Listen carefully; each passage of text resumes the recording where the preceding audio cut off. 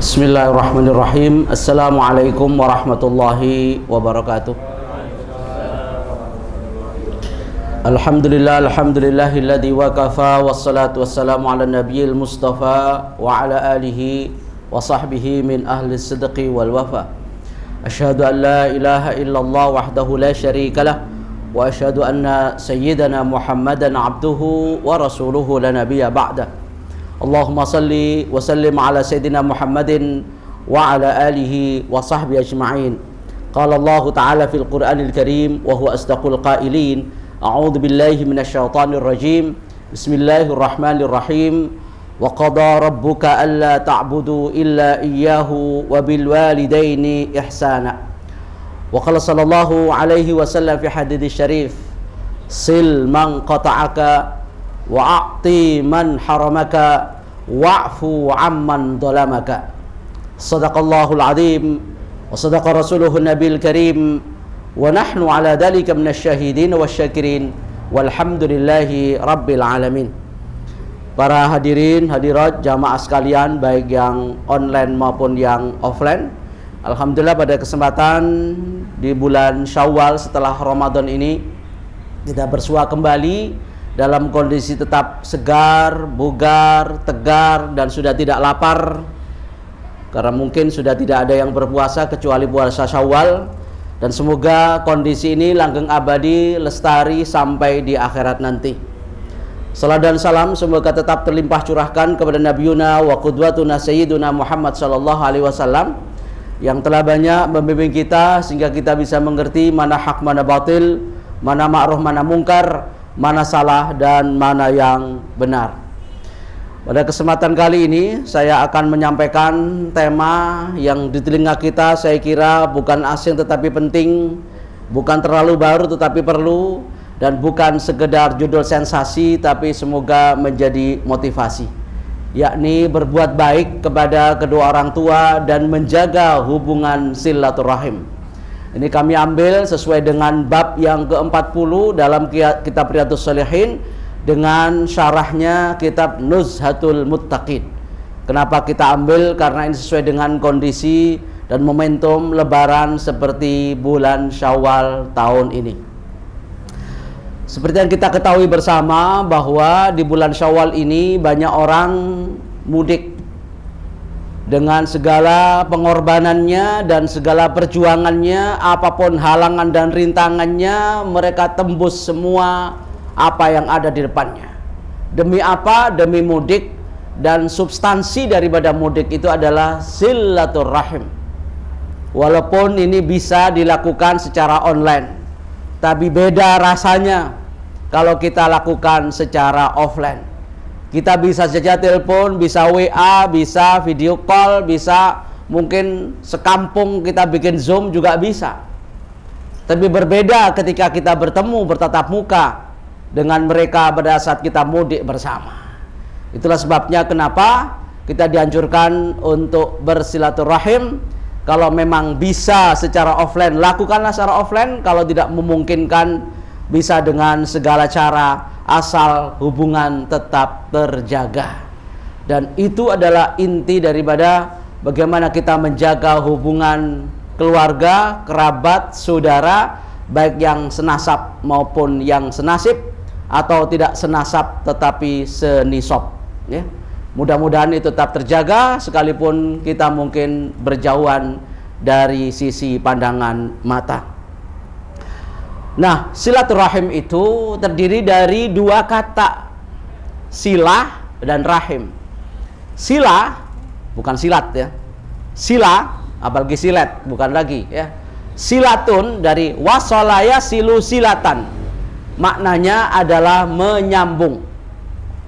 Menyambung sesuatu yang terputus. Kalau sudah sambung, nggak perlu disambung lagi, tinggal mempererat. Maka disebut sila. Kenapa? Karena sedang mengalami keterputusan, kerenggangan, keretakan, maka perlu disilah. Lalu apa yang disilah? Rahim. Rahim itu apa? Rahim itu dari kata ar-rahim, rahim ibu, yaitu mambatul walad, tempat lahirnya, tempat anak dari rahim ibu kita. Nah, seakan-akan kita telah menyambung kembali rahim ibu kita dengan saudara-saudara kita yang serahim.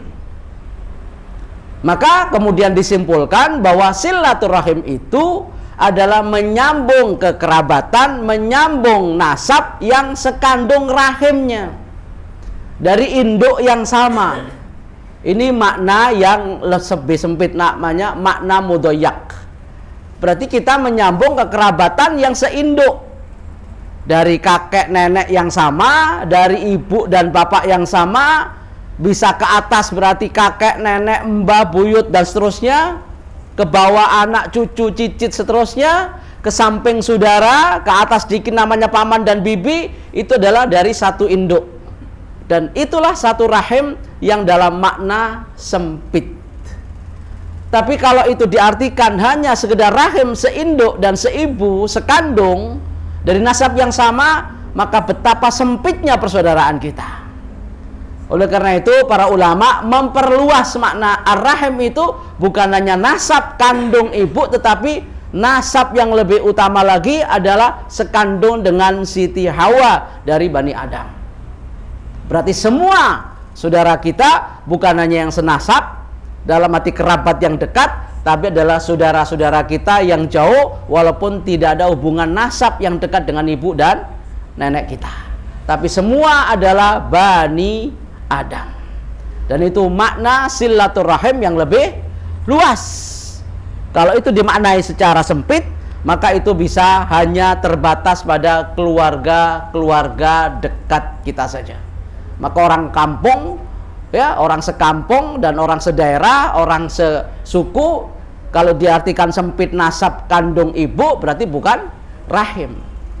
Nah, itu semua makna baik yang makna sempit maupun makna secara luas harus tetap kita jaga, jangan sampai terputus sia-sia. Oleh karena itu, hakikat daripada silaturahim itu bukan membalas kebaikan orang. Ketika ada orang berkunjung ke rumah kita, kita balas kunjungannya. Itu namanya kunjungan balasan. Ketika ada orang menghadiahi kita, kita balas parselnya. Ketika ada orang mengucapkan salam kita, kita baru jawab salamnya. Ketika orang berziarah ke rumah kita, kita baru repot-repot berziarah ke rumahnya. Itu bukan silaturahim yang sebenarnya. Karena nama sila itu nyambung. Kenapa kalau sudah sambung gak usah disila? Memang sudah harus dipererat, jangan sampai putus. Ketika sudah terikat dan sudah terjalin, kita jaga jangan sampai terputus. Yang perlu kita lakukan adalah bagaimana menyambung yang terputus itu. Karena mana sila itu bagaimana menyambungkan yang terputus. Berarti kita yang harus mulai. Ketika ada orang nggak berkunjung ke rumah kita, kita yang berkunjung dulu. Ketika ada orang yang belum mengucapkan taqabbalallahu minna wa minkum taqabbal ya karim, kita duluan yang ngirimkan ucapan itu. Kita nggak usah nunggu, kok nggak ada yang orang ngirim saya ya, nggak usah, kita yang harus duluan. Sekalipun kita mungkin lebih senior, lebih tua dari orang yang kita kirimi. Itu namanya silaturahim. Dan itu yang harus kita jaga. Ketika ada orang belum memberi hadiah kepada kita, kita nggak boleh, dia kan belum ngasih parcel, ngapain saya kasih parcel? Kita duluan ngasih parcel. Itu silaturahim. Jangan nunggu parcel orang. Kalau mampu kita kasih parcelnya. Jangan nunggu kunjungan orang, kita duluan yang memulainya. Jangan nunggu salam orang, maka salim ala man arafta wa man lam ta'rif. Salam kepada orang kamu kenal dan tidak kamu kenal. Berarti kita yang memulai. Bukan nunggu orang lain berbuat baik. Wa ahsin, bahkan kepada orang yang berbuat jahat saja, kita pun harus berbuat baik. Wa ahsin ila man asa ilaik. Berbuat baiklah kepada orang yang berbuat jahat kepada kita. Maka inti dan hakikat substansi dari silaturahim adalah siapa yang memulai, menghubungkan kembali ikatan yang pernah retak, pernah terjadi friksi, pernah terjadi pertengkaran, perceraian, dan mungkin barangkali pertempuran. Kita yang memulai damai, itulah silaturahim. Maka Rasulullah SAW pernah mengingatkan kepada kita dalam sebuah hadisnya diriwayatkan Imam Bukhari, laisal wasilu bil mukafi. Bukannya yang disebut orang silaturahim itu adalah yang membalas kebaikan orang. Orang berkunjung, kita balas kunjungannya. Orang berziarah, kita balas ziarahnya. Orang ngucapin salam baik WA maupun melalui medsos sosial, kita baru balas ya medsosnya. Bukan itu. Orang ngasih hadiah baru kita balas hadiahnya. Bukan itu kata Rasulullah. Laisal wasil bil mukafi. Walakinna al wasil, tetapi yang disebut orang yang silaturahim, yang benar-benar nyambung adalah alladzi idza qutiat rahimu wasalaha. Yaitu apabila ada keterputusan rahimnya, baik itu seinduk dengan ibu neneknya ataupun dengan nenek, atau yang paling induk kita adalah Siti Hawa, maka dia yang memulai untuk menyambungnya. Dan itu hakikat inti dari silaturahim, menyambung yang terputus. Kalau sana yang diem-diemin kita yang memulai ngomong, minimal kita salam. Itu silaturahim. Tapi kalau kita diemin juga, kita yang memutuskan hubungan itu. Maka kalau sikap ini diambil oleh semua orang, maka nggak ada yang terputus. Maka nggak boleh baper. Ngapain saya ke sono, dia nggak pernah ke sini. Ngapain saya bawa parcel, dia nggak pernah kirim. Ngapain saya kirim WA, dia nggak pernah, nomor saja nggak tahu. Gitu ya. Kita harus mencari tahu. Kalau orang bersikap ingin lebih baik dan lebih duluan kebaikannya, nggak ada orang bertikai itu, semua damai. Tapi kita ini baperan. Kadang-kadang kita nunggu orang baik sama kita, sementara kita ditunggu kebaikan orang lain gitu. Ini yang menjadi penyakit kita, gengsinya tinggi. Ya, lebih senior, lebih duluan, lebih tua, lebih kaya, lebih berposisi dan lebih berderajat, lebih yang lain. Kadang-kadang kita menunggu kebaikan orang, bukan kita yang memulai. Bagaimana Rasulullah SAW kalau ada anak kecil, Rasul duluan yang salam, bukan Rasulullah nunggu anak kecil atau sahabatnya salam. Rasulullah kalau ketemu orang itu duluan salam. Bahkan Rasulullah dicium tangannya nggak mau. La tatruni kama atratin Nasara Isa bin Maryam. Jangan kau kultuskan aku sebagaimana orang-orang Nasrani mengkultuskan Nabi Isa. Aku tidak mau dikultuskan. Bahkan ketika Rasul lewat pun dan para sahabat berdiri, ijlisu, kata Rasul, duduk, nggak usah berdiri, saya datang, saya biasa aja. Kalau kita enggak, catetin tuh siapa yang nggak berdiri itu, catetin tuh, mutaba'ah besok tuh, ya. Lu nggak berdiri, catet lu, nggak naik lo pangkat, gaji nggak naik lo ya. Itu kita gitu. Rasul aja nggak gitu-gitu amatnya nggak pernah begitu. Kita ini sok banget gitu. Nah, Rasul memulai kebaikan itu kepada orang lain, bukan kita nunggu kebaikan. Dan itulah namanya hakikat ya silaturahim yang sesungguhnya.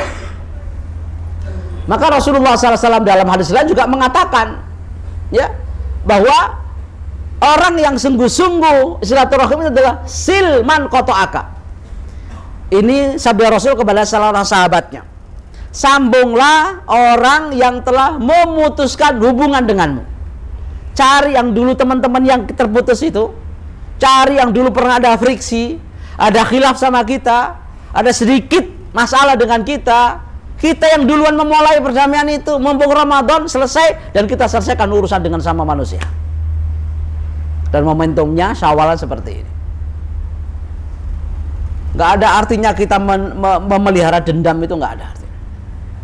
Gak ada untungnya, gak ada untungnya, rugi banyak. Udah sumpek, stres, rezeki kurang, gitu kan? Teman juga sekarang dia memendam dendam, gak ada untungnya. Silman qata'aka, sambung orang yang pernah memutusmu. Jangan malah kamu yang mulai memutuskan orang lain pengen menyambung kita nggak mau. Justru kita harus memulai. Ya, tapi jangan seperti judul lagu, kau yang mulai, kau yang mengakhiri. Jangan gitu.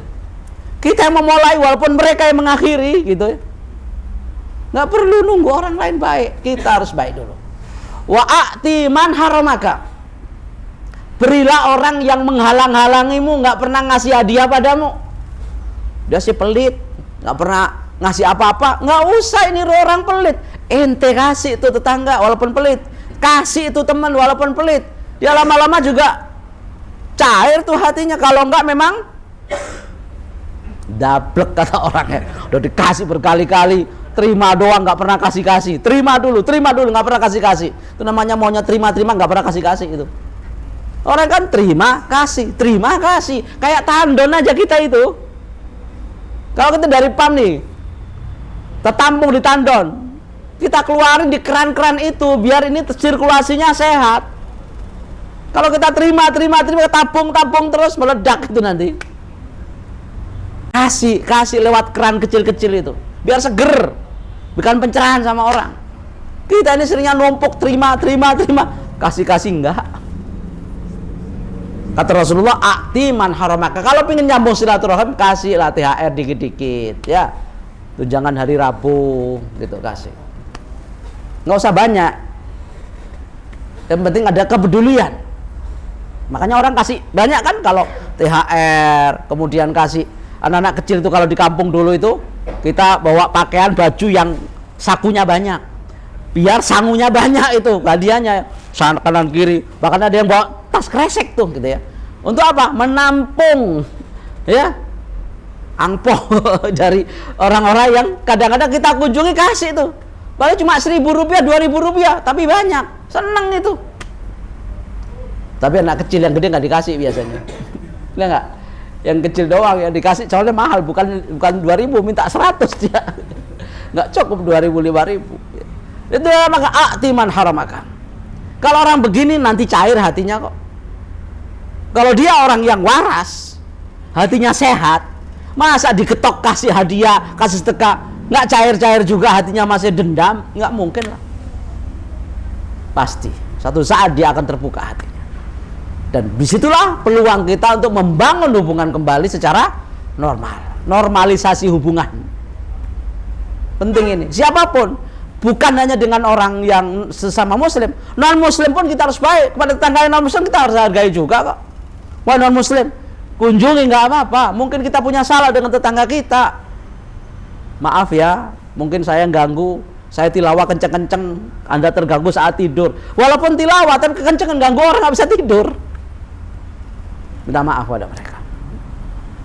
Nah, itulah wa'ati man haramaka wa'arid man dolamaka. Dan ini yang berat. Maafkanlah orang yang mendolimimu. Itu berat. Maafkan orang yang pernah menyakitimu, membulimu, mengejekmu, menghinamu. Maafkan dia. Ini kalau hatinya bukan hati seorang malaikat nggak bisa kayak gini. Atau hati para nabi nggak bisa begini. Memaafkan orang yang pernah menyakiti. Kalau kita kan sakitnya lebih sakit dari sakit saya, gitu kan? Balasnya begitu kadang-kadang. Awas lu, gua tunggu lu. Puasa gua nahan. Setelah lebaran lu jual, gua beli. Nggak gua boleh begitu. Ya. Tahan dikit gitu. Orang menzalimi biarkan. Nanti kita akan tagih tadi. Kita komplain tadi di akhirat. Tumpuk saja kezaliman itu. Entah aku minta pahalamu, sholatmu, ya enggak, zakatmu, umrahmu, hajimu, ngajimu, dakwamu, tak ambil semua ntar. Silakan tumpuk kezaliman itu padaku. Di sini nggak masalah sebenarnya. Tapi maafkanlah orang yang menzalimi kita, dan itu berat. Ibaratnya Anda ditempeleng pipi kanan, berikan, jangan dong, bonyok kita, ya. Ya, jadilah seperti mangga. Kita lempar dia, kita dikasih buah. Ya. Begitu kira-kira. Tapi berat kan, itu berat. Berat yang begitu berat. Tapi itu adalah pesan Rasulullah SAW, hadis riwayat Ahmad, dalam rangka menyatukan kembali hati-hati yang terbelah dan terpecah. Silman qata'aka, sambunglah orang yang pernah ya memutuskan hubungan denganmu. Wa'ati man haramaka, berilah orang yang pernah menghalangimu dan tidak memberi hadiah padamu. Wa'arid amman dolamaka, berpalinglah, maksudnya maafkanlah orang yang pernah menyakitimu. Berat, ini berat. Orang nggak pernah nyakitin kita aja kita nyakitin dia. Orang ramah-ramah kita malah marah-marah, gitu ya. Hati kita berat. Padahal itulah cara kita untuk melakukan kembali hubungan yang normal. normalisasi hubungan. Walaupun tingkatan dan klasifikasi silaturahim itu ada dua, ada yang wajib, ada yang sunnah. Karena antara satu dengan yang lain itu ada kelasnya. Dan yang paling rendah, orang menyambung hubungan silaturahim itu tidak mendiamkannya. Paling rendah, ketemu itu nyapa dengan salam itu minimalis. Ketemu manyun, muka ditekuk kayak ontak gitu kan. Salaman juga kagak. Ketemu berpaling, itu sudah bukan silaturahim. Jadi silaturahim tidak perlu datang, tidak perlu kemana-mana, ketemu saja mukanya senyum, assalamualaikum, itu silaturahim. Itu mantap minimalis. Kalau Anda nggak pernah bisa ketemu secara langsung, ya minimal kirim WA, emojinya senyum gitu kan, jangan manyun gitu kan, minimal itu minimalis. Maka cara untuk melakukan hubungan dan menyambung silaturahim secara fisik, secara verbal, katakan apa yang Anda bisa katakan dari kebaikan, minimal salam, ya. Dan setiap orang punya kemampuan berbeda-beda, tahu komunikasinya. Mungkin hanya bisa salam, kemudian ngomong lagi dia nggak bisa ngomong, gitu ya. Ada orang nyerocos saja banyak omongnya, kita belum mau banyak omongnya. Tamu yang begini nih yang nyebelin. Udah tamu habisin kacang, ya, ngomongnya banyak. kue lebaran sampai habis sama dia, ngomong aja. Giliran yang lain, ada kan tamu kayak begini nyebelin. Semua dihabisin, ngomongnya banyak lagi, nggak bawa oleh lagi ya. Aduh, payah nih tamu, mau mampir mau habisin kacang dia. Oleh sebab itu harus dikira-kira gitu ya. Kalau bertamu itu ada adabnya, ada etikanya. Tetapi kalau bagi orang yang mampu maksimal gitu ya, orang yang mampu memaksimalkan silaturahim, silahkan. Anda bukan hanya ucapin salam, tapi Anda datang ke rumahnya, bukan hanya datang ke rumahnya, Anda salaman dengan wajah ceria, dan pulang kasih hadiah. Itu maksimal. Tapi kalau Anda nggak bisa, cukup ketemu salam. Nggak perlu kunjungan ke rumahnya, nggak apa-apa. Tapi kalau Anda bisa berkunjung, laksanakan kunjungan itu. Tapi bagi orang yang nggak bisa maksimal, itu namanya taksir. Kita bisa berkunjung ke rumah tetangga di sebelah, WA. Tetangga sebelah WA, kebangetan nggak itu? Afwan, saya nggak bisa berkunjung di WA. Taqabbalallah, tetangga samping kanan kiri WA. Itu namanya memutus hubungan silaturahim. Kenapa? Karena dia mampu untuk mengunjungi tapi dia nggak lakukan. Itu qati'atur rahim. Habis dia nggak pernah ke rumah. Jangan gitu dong, ya. Saya punya tetangga kanan kiri di perumahan, nggak pernah. Saya ke rumahnya dia nggak keluar. Saya panggil anaknya, kasih hadiah. Nih, kasih bapakmu, kasih ibu. Biarin aja anaknya. Itu ada tangga saya sebelah pas itu. Saya kunjungan silaturahim itu nggak keluar. Ketok-ketok, ngintip doang, Ustaz. Ya Allah nih orang. Kalau lu mati berangkat sendiri loh, ya. Ya Allah. Tapi kita nggak boleh membalasnya. Tetap baik. Kalau orang tuanya nggak keluar, anaknya kita panggil kasih hadiah permen, lumayan kan? Setelah terus sama anaknya nyambung juga gitu. Nah, kalau kita bisa maksimal, lakukan. Kalau Anda nggak maksimal dan kemudian Anda teledor, Anda termasuk memutuskan hubungan. Ya, kalau bisa berkunjung, kunjung, jangan cukup WA. Kalau bisa datang, datang. Kalau bisa ngasih hadiah, kasih hadiah. Anda uang banyak, gaji besar, cuma assalamualaikum doang, itu termasuk memutuskan hubungan silaturahim. Anda mampu kasih THR, pegawai nggak kasih THR, memutuskan hubungan silaturahim. Ini para pengusaha ini penting, dengerin tuh, ya. Jadi kalau pengusaha itu mampu kasih THR, nggak kasih THR, itu namanya memutus hubungan silaturahim sama karyawannya. Kenapa? Kata Qadiyat mengatakan di sini. Di sini dikatakan falau wasala ba'da silati walam yasil ghayataha lam yusamma qati'an. Apabila kita sudah melakukan silaturahim tapi nggak maksimal, itu masih dianggap orang melakukan silaturahim. Mestinya kasih hadiah, kita nggak mampu. Misalnya kita berkunjung tapi nggak berkunjung, tapi cuma WA, itu sudah melakukan sesuatu tapi nggak maksimal. Tapi kalau ada orang yang bisa maksimal, dia tidak maksimal, itu termasuk yang memutuskan hubungan. Seperti tadi, tetangga malah WA kita, nggak kunjungan ke rumahnya. Kita punya sesuatu nggak kasih hadiah, kita punya dan mampu, itu namanya tidak silaturahim. Maka kata beliau, ini bagian orang yang tidak disebut sebagai silaturahim, berarti telah memutuskan hubungan silaturahim. Nah, bentuknya memang macam-macam, gitu ya. Bentuknya macam-macam silaturahim itu. Yang paling utama silaturahim kepada orang tua, kalau masih ada orang tuanya.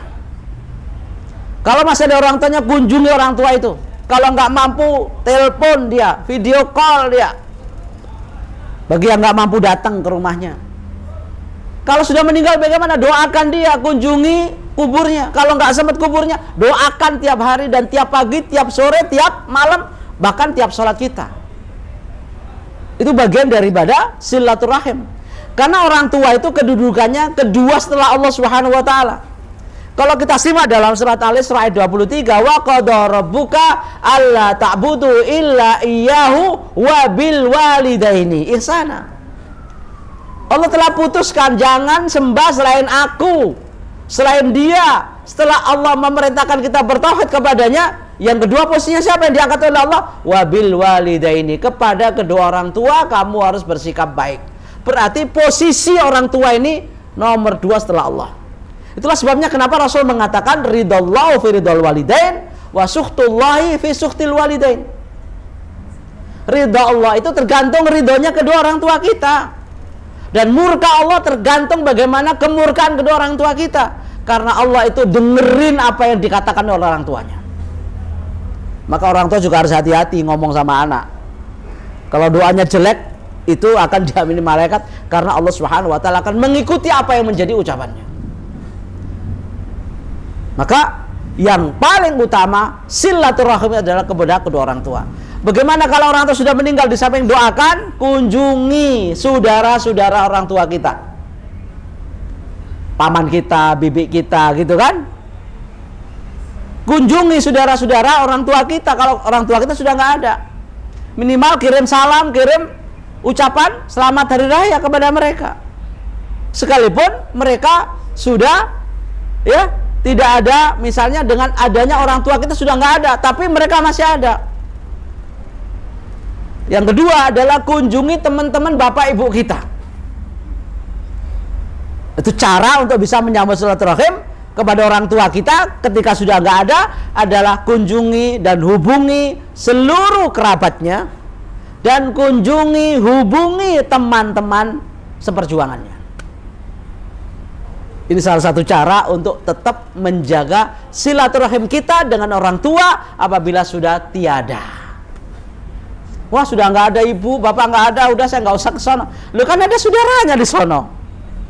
Ada kakaknya, ada bibi kita, ada paman kita. Ya nggak?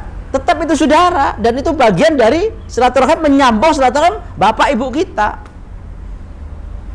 Oh, nggak ada saudara apa semua, kan ada temannya. Dulu seperjuangan siapa aja, kunjungi dia. Itu bagian silaturahim dengan kedua orang tua. Bukan berarti ketika orang tua sudah nggak ada silaturahim. Ketika orang tua sudah putus, ya nggak ada lagi di dunia, kemudian kita putus semua hubungan, tidak. Rasul masih menginginkan kepada kita untuk menjaga hubungan orang tua kita dengan kerabatnya dan dengan teman-temannya dan sahabat-sahabatnya. Apalagi orang tua kita masih hidup dan mereka adalah orang yang sudah renta lansia. Seringkali orang tua ngomongnya sudah seperti anak kecil kan, cerewet, bawel, ngeyel, pikun lagi kan. Kita sebagai anak kadang-kadang nggak mampu untuk menahan nafsu dan menahan emosi kalau udah begini. Dan keluarlah kata-kata bentakan, kata-kata hardikan yang keluar dari mulut kita. Maka ini yang harus kita tahan, jangan sampai ini bagian dari memutuskan silaturahim kayak begini nih. Menghardik orang tua itu memutuskan hubungan. Karena betapa sakitnya hati orang tua. Antum mungkin jadi orang tua merasakan kalau anak kita marah dan lebih keras suara dari kita, sakit kita ini. Sakit gak? Sakit ya tuh kalau punya anak, wah, lebih kencang suaranya dari kita. Nadanya ngegas, padahal kita ngerem-ngerem, dia ngegas terus. Anak, kalau bisa ku telan, gua telan loh ya. Ya, itu wajar kan? Nah, bayangkan kalau Anda yang keras kepada bapak ibu Anda, gimana coba? Betapa sakitnya. Dan itu lebih sakit daripada di tempeleng itu. Maka kata Allah Subhanahu wa taala, imma yablughanna indakal kibaru ahaduhuma aw kilahuma fala taqul lahumā uffin wala tanharhuma wa qul lahumā qawlan karima. Bila kalau sudah menemui bapak ibumu atau salah satu di antara keduanya sudah tua renta yang biasanya banyak ngayal, banyak rewel, banyak ini dan itu, maka jangan kau ucapkan kata-kata yang paling rendah tapi kasar, yaitu uffin. Kalau ada dalam bahasa Arab kata-kata yang lebih rendah tapi kasar akan diucapkan oleh Allah. Uffin itu kata kasar yang paling halus. Kata kasar yang paling, coba uffin, hus, itu tuh halus itu. Hus, ibu ini, bapak ini. Nah, apalagi tambah bapak. Bapak ini tahu apa? Bapak ini orang jadul. Wah, kalau saya milenial, bapak kolonial. Wah, apalagi itu. Waduh, anak tambah pinter, anak saya gitu. Nah, gini-gini itu lebih. Uf saja, his, hus, cis saja udah berat. Apalagi ini ada kasus anak bunuh orang tua gara-gara ngasih THR. Ya, ada begitu. Ya Allah. Puasa sih lunas. Begitu lunas lebaran bapaknya dibabat. Ibunya disakiti. Lebih dari itu. Walatan haruma, jangan kau bentak-bentak. Ini silaturahim pada kedua orang tua, baik ketika sudah ada maupun sudah tidak ada lagi. Makanya Rasulullah SAW sangat menyayangkan kalau kita masih punya orang tua, lalu kita durhaka kepadanya dan akhirnya kita nggak masuk surga. Sampai Rasulullah mengatakan kata rohima itu 3 kali. Rohima anfun, thumma rohima anfun, thumma rohima anfun. Celaka kata Rasulullah. Para sahabat tertarik untuk bertanya, Rasulullah, ada apa gerangan? Siapa yang celaka? Kata Rasulullah SAW, man adraka abawaihi, barang siapa yang menjumpai kedua orang tuanya masih hidup dan di saat sudah lansia indal kibari ahaduhuma au kilahuma, salah satunya atau keduanya, falam yadkhulil jannah, tapi keberadaan kedua orang tuanya tidak menghantarkan dia ke surga. Pintu surga kita itu kan di ibu dan bapak kita kan. Bahkan dari mengatakan al jannatu tahta aqdamil ummahat, bahwa surga di bawah telapak kaki ibu, maka cium telapak kaki ibu kan. Kalau ada orang menjumpai kedua orang tuanya tapi tidak menjadi penghantar surga, beruntung? Tidak, buntung malah kata Rasulullah. Celaka. Maka kalau cari pintu surga, carilah pintu surga melalui bapak dan ibu kita. Kalau masih ada, itu bisa kita lakukan. Kalau sudah tidak ada, kita doakan dan kita kunjungi kerabat-kerabat dan sahabat-sahabatnya. Maka apabila itu dilakukan, insya Allah kita tidak akan pernah celaka dan menjadi penghantar surga. Karena ada seorang sahabat ngadu sama Rasulullah SAW. Kasusnya, dia sudah memperbaiki hubungan dengan keluarganya, sudah memberi sesuatu yang dia milikinya, tapi keluarganya balasnya itu negatif terus. Dia senyum, malah mereka manyun. Dia kunjungin, malah nggak diajak omong. Kasih hadiah, malah ya membuli. Hadiahan ini, kamu di Jakarta bawanya beginian, di sini juga banyak. Tuh udah dikasih masih aja, ya. Nah, kalau ada yang begitu kemudian masih saja bersikap negatif sama kita, kata Rasulullah SAW, kalau ada orang yang sudah kamu perbaiki dan kamu hubungi dengan baik, dia meresponnya secara negatif, kamu sudah ramah-ramah, malah dia marah-marah. Kalau yang kamu katakan itu benar, maka kamu seakan-akan telah melemparkan dan menyuapi saudara-saudaramu itu dengan bara api. Maksudnya apa? Yang maksud neraka mereka, bukan kita. Mereka kepanasan karena apa yang kita lakukan itu ditolak-tolak mentah-mentah. Maka itu sama dengan kamu telah melemparkan bara api di mulutnya. Biarkan mereka masuk neraka, kau tetap masuk surga, dan kamu akan ditolong oleh Allah. Wala yazalu ma'aka minallahi dhahirun, kata Allah, kata Rasulullah alaihim. Kamu akan mendapat pertolongan, dapat keberkahan sekalipun mereka bersikap negatif kepadamu. Artinya ahsin ila man asailaika. Ya, walastastawil hasanatu walas sayyiatu idfa billati ahsan. Fa idzal ladzi bainaka wa baina adawatun ya ka'annahu waliyyun hamim wa ma yulaqqaha illal ladzina sabaru wa ma yulaqqaha illa dzu hadzin adzim. Begitu Rasulullah menganjurkan kita, tapi kita berat melakukannya. Yang orang baik sama kita aja kita kurang baik sama dia kok. Apalagi orang yang nggak baik sama kita, tambah nggak baik kita sama dia. Orang itu baik sama kita, kita kurang baik sama dia. Apalagi orang lain jahat sama kita, kita lebih jahat dari dia. Rasulullah mengajarkan damailah itu semua. Kalau kamu sudah berbuat baik, orang lain berbuat sama kamu, biarkan mereka dengan mulutnya membara dan itu menghantarkan dia ke neraka. Kamu akan ditolong Allah menjadi penghantar surga. Kamu tinggal pilih, mau balas kejahatan dengan kejahatan, kebaikan atau dengan kebaikan. Atau orang jahat kita berbuat baik. Itu yang berat. Itu yang berat.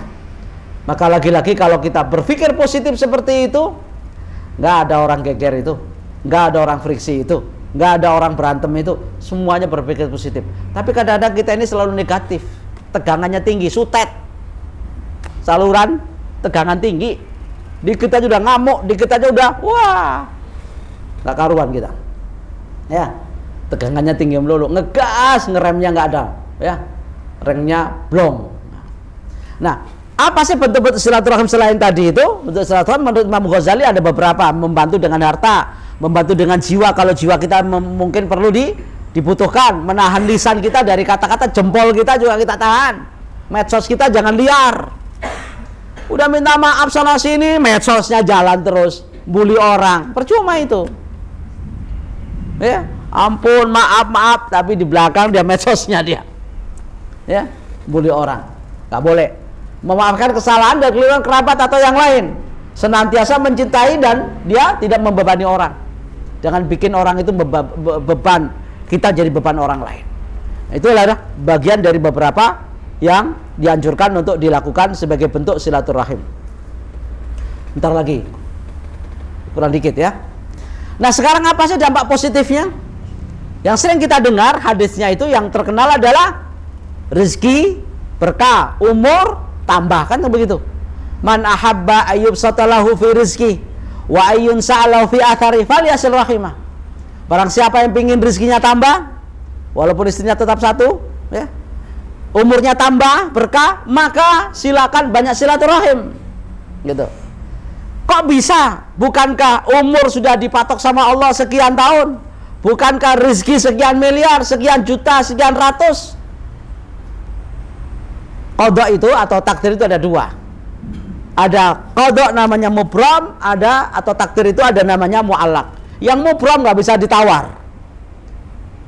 Yang mu'allaq masih bisa ditawar, makanya ada doa penangkal takdir.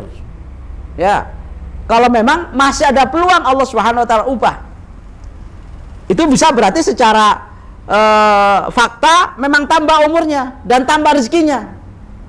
Yang tadinya 100 juta malah karena banyak silaturahim itu malah menjadi 200 juta. Kenapa? Karena ngutang gampang dan semuanya makan gratis. Lui kemana-mana, ya. Itu rezekinya tambah, relasi tambah, umurnya juga tambah. Yang punya 60 jadi 65, tambah oleh Allah.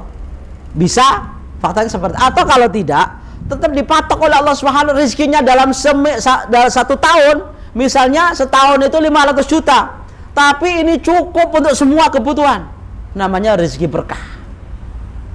Umur pun tetap nggak tambah 50, 60, 60, 60. Tapi Masya Allah aktivitasnya produktif. Kalau itu dilakukan butuh waktu 100 tahun.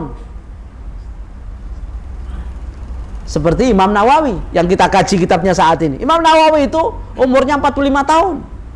Tapi kitabnya kalau beliau lahir sudah ngarang kitab, itu nggak cukup umurnya itu.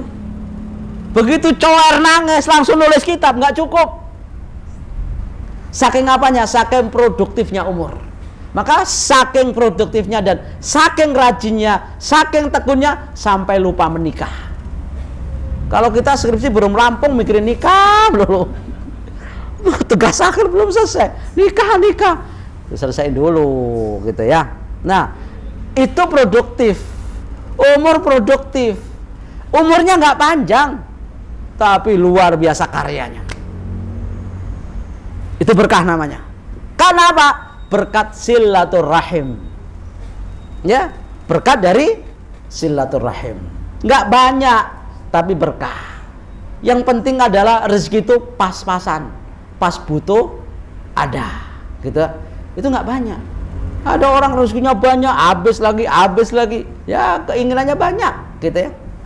Itu yang pertama, diberi berkah umur maupun rezeki. Yang kedua, dampak positifnya apa? Dampak positif daripada silaturahim, baik itu secara luas maupun secara ya sempit, makna silaturahim, keluarga dekat ataupun yang jauh, itu adalah pahala tercepat yang akan dibalas oleh Allah Subhanahu wa taala. Pahalanya kontan. Silaturahim sekarang langsung berkah itu rezeki, dapat relasi baru. Untungnya langsung besar. Itu silaturahim. Ya. Maka kata Rasulullah SAW, inna ajalat ta'ati thawaban silaturahim. Pahala yang paling cepat diganjar oleh Allah adalah pahala dan ganjaran silaturahim. Begitu silaturahim, Allah kasih pahala langsung pada saat cash dibayar oleh Allah di dunia ini, nggak ditunda-tunda lagi. Nah, apa yang diberikan oleh Allah? Bisa kesehatan, nggak sakit-sakitan. Sehat itu mahal. Kapan tahu mahal? Ketika keluar dari rumah, masuk rumah sakit gratis, masuknya yang bayar, keluarnya yang bayar. Oh segini? Iya, masuknya gratis Pak. Pulangnya ini catatannya besar. Ya. Tahu bahwasanya sehat itu mahal ketika kita pulang dari rumah sakit. Dan Allah kasih itu semua, Anda nggak sakit-sakit. Pahala. Ya. Atau rezekinya tambah banyak dan seterusnya. Bahkan kata Rasulullah, hatta inna alal baiti la yakunu fajaratan fatal mu'amalu wa yakturu adaduhum idza tawassalu. Sampai-sampai dikatakan seandainya ada keluarga penjahat, bukan penjahit, keluarganya penjahat nih, sholat jarang-jarang, puasa juga bolong-bolong, tapi silaturahim diberkahi sama Allah, kata Rasulullah. Diberkahi rezekinya, diberkahi keluarganya. Ini hadisnya sahihun akhrajal Ar'anut fi takhrij Sahih Ibnu Hibban. Hadisnya sahih. Bahwa kalau ada keluarga penjahat nih, tapi silaturahimnya kenceng, diberkahi sama Allah. Daripada keluarga soleh, pelitnya setengah mati, sama orang tetangga juga nggak bersilaturahim, dibikin nggak berkah sama Allah. Karena kesalahannya pribadi, vertikal. Kesalahan kita bangun secara horizontal, karena manusia tidak cukup menjadi soleh personal, tapi harus soleh secara sosial. Ternyata soleh sosial ini akan mengembangkan diri menjadi soleh personal. Dan Rasulullah SAW katakan seperti itu. Kenapa? Karena menjaga silaturahim.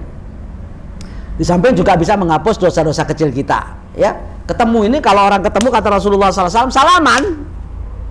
Idza taqa al-musliman, apabila ada dua orang ketemu lalu jabat tangan, dia belum selesai nih memisahkan diri dari jabat tangan, sudah rontok itu dosa-dosa kecilnya antara keduanya. Apalagi yang salaman kepanduan seperti Pak Agus, yang rontok bukan hanya dosanya, sak jari-jarinya rontok, saking kencengnya gitu ya. Itu apa? Bahwa ketemu saja sudah menghilangkan dosa. Coba, rontok itu. Maka sampai ada mengatakan sambil setelah sholat salaman kanan kiri dalam rangka itu, walaupun orang mengatakan bid'ah gitu ya. Tapi itu kan baik, mau ketemu salaman, rontok dosa kita antar kita ya. Apalagi kita juga sambung sedekah kepada saudara, maka pahalanya menjadi dua, sedekah dan silaturahim. Sekarang apa dampak negatifnya? Kurang sedikit ya.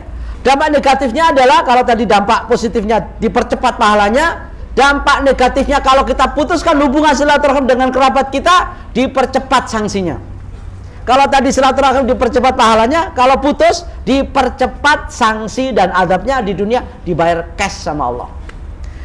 Ini beda dengan tadi, ma min dambin ajdaru ayyu ajilallahu ta'ala li sahibi al-uqubata fid dunya wa ma'a ma yaddakhiru lahu fil akhirah mithlul baghyi wa qati'atir rahim. Tidak ada dosa yang lebih pantas dipercepat oleh Allah sanksinya di dunia dan masih ada tabungan sanksi di akhirat. Di dunia dibayar cash, di akhirat masih ada sisanya. Apa yang dipercepat oleh Allah? Dosa apa? Pertama, dosa kezaliman. Yang kedua, dosa memutuskan hubungan silaturahim. Dua inilah yang akan dipercepat sanksinya, dan masih ada cadangan sanksi di akhirat, yaitu kezaliman dan memutuskan hubungan silaturahim. Bahkan dalam hadis lain mengatakan bahkan 3 bukan 2. Satunya adalah durhaka kepada kedua orang tua. Itu dipercepat.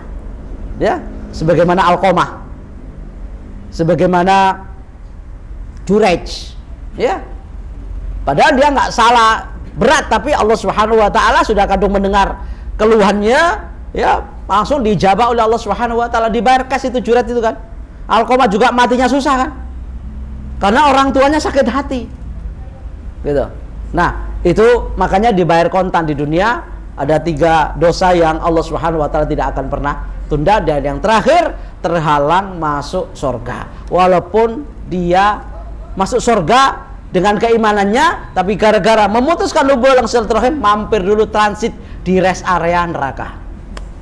Di sana ada pom bensin, ada kantin, ada Alfamart, Indomaret, tapi neraka semua. Silakan mampir di sana ketika Anda capek dan lelah. Assalamualaikum warahmatullahi wabarakatuh.